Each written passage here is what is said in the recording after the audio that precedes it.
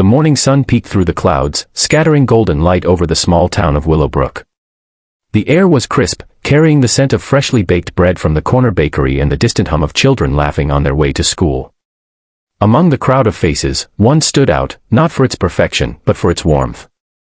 It was the smile of Clara Dawson, a young woman who worked at the local flower shop, Petals and Grace. Clara's smile was known in town. It had something rare about it, a quiet sincerity that seemed to light up even the gloomiest of days. But what people didn't know was that Clara's smile had been forged in heartbreak. Just 2 years ago, she had lost her younger brother, Jamie, to a sudden illness. He was only 12.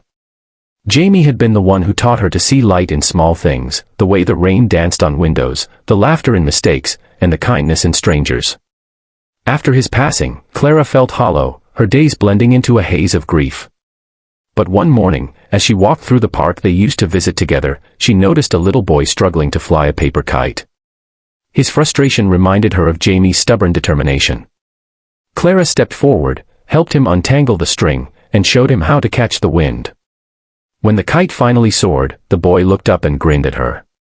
That smile, pure and bright, melted something inside her. For the first time in months, Clara smiled back. It was small, almost hesitant, but real. That moment became a turning point. From then on, Clara made a quiet promise to herself: she would share her smile with the world, no matter what she carried inside. One chilly morning in November, Clara stood behind the counter arranging a bouquet of sunflowers when a man walked into the shop. He looked tired, his clothes wrinkled, his eyes shadowed with exhaustion. He ordered a single red rose. "Rough day?" Clara asked gently, wrapping the rose in soft tissue paper. He hesitated, surprised by her kindness. "You could say that," he said with a weary smile. "My wife's in the hospital. She's been there for weeks. I bring her a rose every day, but today I almost didn't." Clara smiled, tying a ribbon around the stem. "Then today is the day she'll need it most." The man looked up, meeting her eyes, and something softened in his face. "Thank you," he said, and for the first time that morning, his expression carried hope. He left with the rose, but also with something invisible, Clara's smile lingering in his thoughts. That evening, he sat beside his wife in the hospital room, holding her hand. She was pale, her breathing shallow. But when she saw the rose, her lips curved faintly. "You didn't forget," she whispered. "I almost did," he admitted. "But a kind girl at the flower shop reminded me that you'd need this today." His wife smiled weakly, pressing the rose to her chest. "Then tell her, she made me smile too." That simple exchange, born from Clara's quiet kindness, began to ripple outward. A few days later, the hospital nurse who overheard their conversation decided to stop by Petals and Grace during her break. She wanted to buy a small plant for her elderly neighbor, who lived alone. Clara greeted her with the same radiant warmth and helped her pick a potted lavender plant. "Lavender brings calm," Clara said. "It reminds people they're not forgotten." When the nurse brought the plant to her neighbor, the old woman's eyes filled with tears. She hadn't received a gift in years. The scent of lavender filled her little apartment and, with it, a sense of comfort. That evening, the woman wrote a letter to her daughter, whom she hadn't spoken to in months after a misunderstanding. The letter began with 6 simple words: "I miss you. Let's start over." Weeks later, mother and daughter reconciled, sharing laughter and tears over tea. Neither of them knew that the first spark of that reunion came from Clara's smile, passed on through a stranger's kindness, through a nurse's thoughtful gesture, and through the scent of lavender in a small apartment. Meanwhile, Clara continued to share her warmth in small, unnoticed ways. She smiled at the barista who looked too tired to stand, tipped the young man playing guitar on the corner, and wrote short notes of encouragement that she slipped into bouquets, phrases like "You are seen," or "There is light ahead." One cold December evening, as snowflakes began to fall, Clara decided to close the shop early. She wrapped her scarf tighter and started walking home when she noticed a young delivery driver trying to fix his van by the roadside. His hands were numb, his expression frustrated. Without a second thought, Clara approached. "Looks like a tough night," she said softly. The driver sighed. "Yeah. The van broke down, and I've got 3 more deliveries before midnight." Clara handed him a cup of hot cocoa she'd just bought from the cafe down the street. You can't fix a van on an empty heart, she said with a grin. Warm up first. He looked at her in disbelief. You didn't have to do that. I know, Clara replied, her smile glowing even in the fading light. But I wanted to.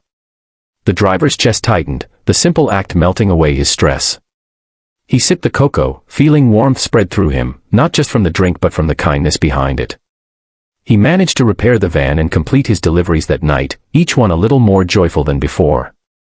Months later, that same driver, named Ethan, found himself standing at a gas station watching another person struggling, a teenage boy with a flat tire and trembling hands. Without hesitation, Ethan stepped forward to help. As they worked together, Ethan smiled and said, "Someone once helped me on a tough night. I'm just passing it on." The boy grinned, gratitude shining in his eyes.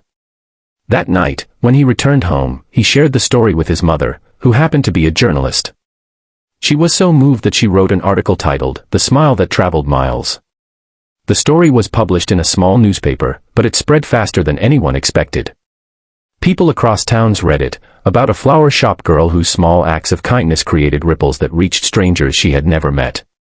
When Clara came across the article, she was sitting in the park where she had once helped the little boy with the kite. As she read, her eyes filled with tears. She hadn't known that her smile had reached so far. She had never sought recognition, she only wanted to make the world a bit brighter, one person at a time. That evening, she closed the shop and walked through the town square. The lights twinkled in the windows, and laughter echoed through the streets. People were kinder these days, she could see it in how neighbors greeted each other, how strangers held doors open, how small gestures carried warmth. She passed by the hospital and noticed a new mural painted on the outer wall. It showed a trail of smiling faces connected by a ribbon of light. At the bottom were the words, "Kindness doesn't stop, it travels." Clara stood there for a long moment, the winter wind brushing against her cheeks. She smiled, and in that instant, it felt as though Jamie's laughter echoed through the breeze, wrapping around her like an embrace. The story didn't end there. The journalist's article continued to circulate online, and one day, it reached a man named Arjun in another country. He was going through a difficult time, feeling lost after losing his job. Reading about Clara's quiet kindness reminded him of his late mother, who always said, "A smile costs nothing but gives everything." Inspired, Arjun decided to do something small. He bought meals for 2 hungry children sitting outside a restaurant. The children's mother, overwhelmed with gratitude, later began volunteering at a community kitchen. The people she helped there went on to start similar kitchens in other neighborhoods. Slowly, the kindness spread, weaving through lives, across borders, across hearts. And through it all, Clara never knew. She continued working at Petals and Grace, tending to flowers and people alike. Every bouquet she wrapped carried a touch of her light. Sometimes, customers would tell her, "You have the kindest smile," and she would laugh softly, replying, "It's just borrowed sunshine." Years passed, and the flower shop became more than a business, it became a haven. People came not only for flowers but for comfort, for hope. Children grew up hearing about the lady at Petals and Grace, who could make sadness fade with one smile. On her 60th birthday, Clara received hundreds of letters from people around the world. Some were from strangers, some from those she had helped long ago. They all carried the same message, how her smile had reached them when they needed it most. One letter stood out. It was from Ethan, the delivery driver. He wrote, "You gave me hot cocoa on a freezing night and told me I couldn't fix a van on an empty heart. You were right. That night, I found purpose again. I've tried to keep passing it on ever since. And I want you to know, your smile really did travel miles." Clara sat by her window, reading the letter with tears glimmering in her eyes. Outside, the sun dipped below the horizon, painting the sky in shades of gold and rose. She smiled, feeling the warmth spread beyond her once more. And somewhere, far away, someone who had never met her smiled too, without even knowing why. Because that's what kindness does. It moves quietly, invisibly, from one heart to another, across miles and years. It turns grief into grace, strangers into friends, and moments into miracles. And it all began with one woman, standing behind a flower shop counter, deciding, on an ordinary morning, that no matter how heavy her heart felt, she would still choose to smile.